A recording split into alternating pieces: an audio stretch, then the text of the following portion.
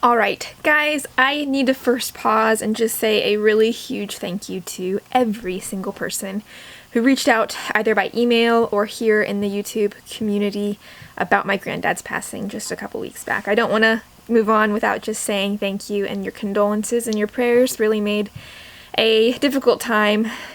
It was very encouraging, so thank you for that. Getting ready to roll a video of what I came home to. It was a little bit tough to swallow, and I kind of thought, you know, it's kind of depressing. I don't know if I want to make my channel depressing with a video about 2 sheep dead and why they died.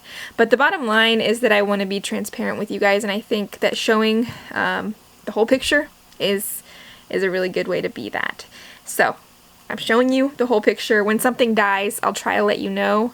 I think that a lot of you are watching this business journey, and when something dies, it's a loss, and that's, you know, part of the pain. Part of the pain is that your effort kind of just died on the pasture, but it is also a financial loss as well.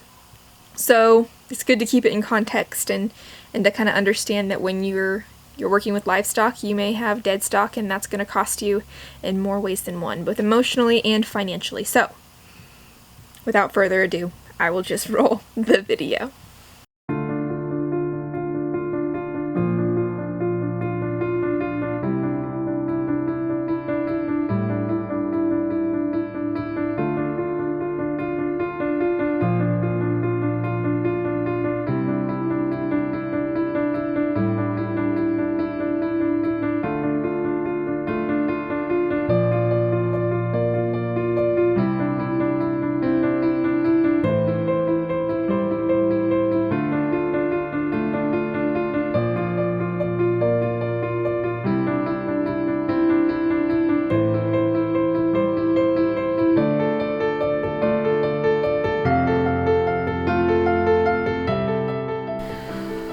Alright guys, good morning.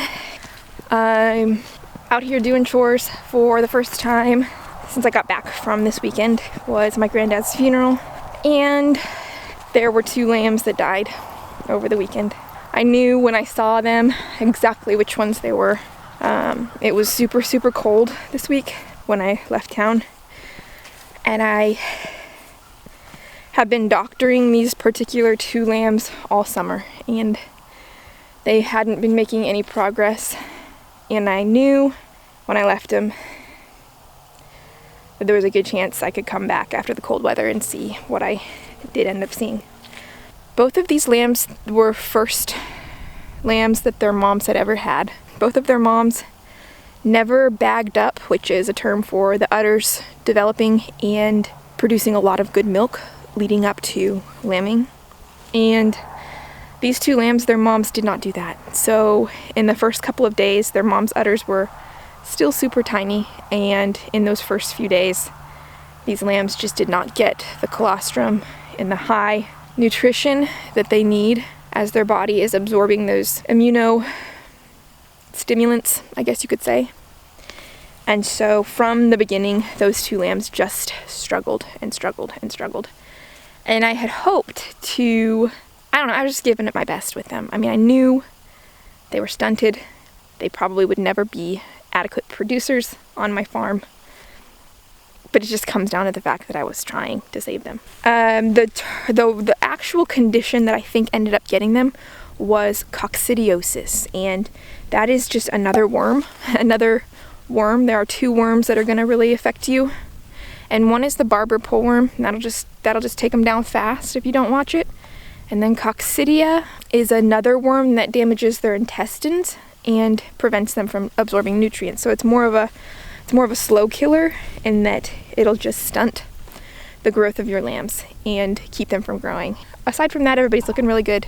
My rams did a very good, quick job of it, and all of my adult ewes and one of my ewe lambs has been bred. And it's just been about 2 weeks since I put them in. How's it going over there for you? Going pretty good. Nothing died. Nothing died of yours? Good. I'm so happy. Yeah. Everybody's looking good? Everything's looking good. Yeah. Okay. A little hungry, but. They're a little hungry. Did you see what happened to the? No. With the rooster? Tell me. I put a bag in there with some holes in it for the feeder. And I went in there, went over there, and the bag was completely gone. They ate the whole bag and everything. I wouldn't post this on your video if I were you, but it was a brown paper bag, so I'm sure they're So they ate the brown paper bag and all they were that hungry. That's hilarious. It was hilarious. Yeah. Oh. It's good. Yeah, It's good. Good. Great.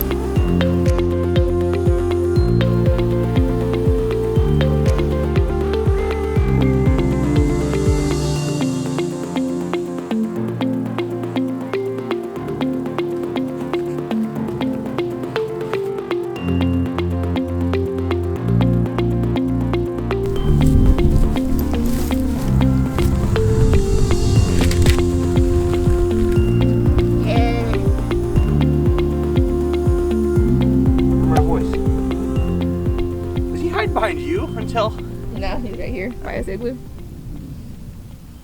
Kind of wanted to see him tear you to pieces a little bit, but... No, thanks. He's like a big snowball. He is It's dirty. So I want to give some technical details about the Coccidia for those who are searching this video out, thinking maybe you search something like my sheep is stunted, why isn't my sheep growing, or why does my sheep have a pot belly? Coccidia, here are some clinical symptoms of it, and that is just a very bad case of diarrhea. It's called scours in sheep, and it is just where your sheep's stools are really loose. Now, loose stools can also be caused by a drastic change in forage quality in a very short period of time. If you've moved your sheep from low quality pasture to high quality pasture, they're gonna get some runny stools.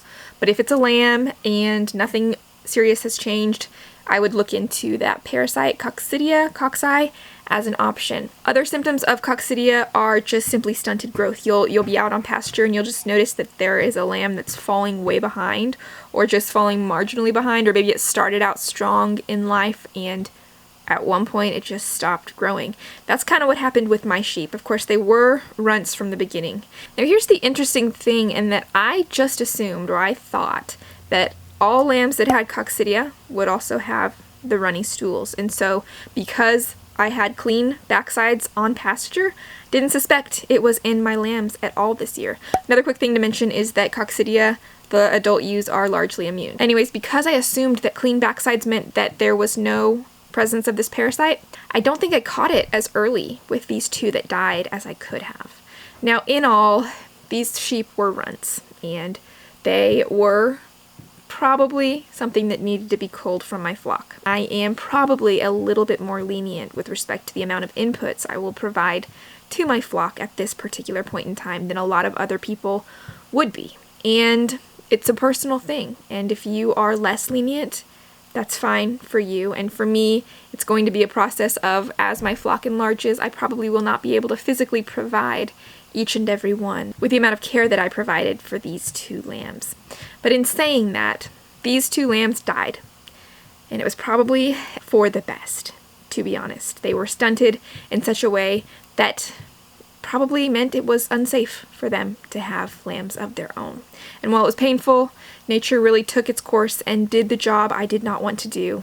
So, a conventional means of treating Coccidia is through a chorrid drench, and this is an improlium. It is a chemical dewormer. I pulled 2 lambs aside in my flock and administered this chorrid treatment. They were 2 lambs that were slowing down in their growth rate, and while their backsides were clean, they didn't have the diarrhea or any of that stuff. I could tell from maybe just a little bit of a pot belly and stunted growth that they did need some treatment for this Coccidia. Coccidia hits hardest lambs under 6 months of age. So once you pass 6 or 7 months, and your lambs are still alive and they haven't been stunted too badly, you're pretty much in the clear as far as this particular parasite. Adult sheep, as I mentioned, don't really suffer with it as badly. With all of this information I am giving you, do your own research and contact your vet before making any flock affecting decisions. Back to the vlog.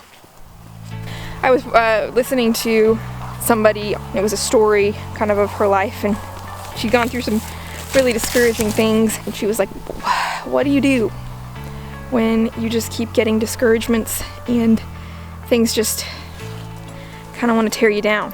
And her friend told her, you pray, you have faith, and you get back to work. So that's what I'm gonna do.